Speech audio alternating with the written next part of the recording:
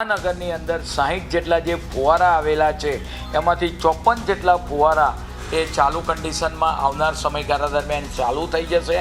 6 ફુવારાની અંદર નાના મોટા રિપેરિંગ કામ કરવાના છે એ પણ પૂરા થઈ જશે।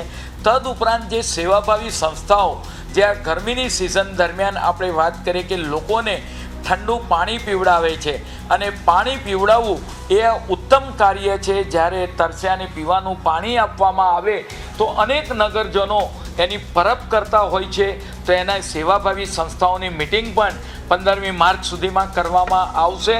તદુપરાંત અમારા જે વાત કરીએ કે 6 લાખ મુસાફરો એએમટીએસ અને બીઆરટીએસની અંદર મુસાફરી પર ડે કરતા હોય છે એ લોકોને પણ એએમટીએસના બસ સ્ટેન્ડ ઉપર બીઆરટીએસના બસ સ્ટેન્ડ ઉપર ઠંડુ પાણી મળી રહે એ માટે 15 માર્ચથી એની પણ વ્યવસ્થા કરવામાં આવી છે।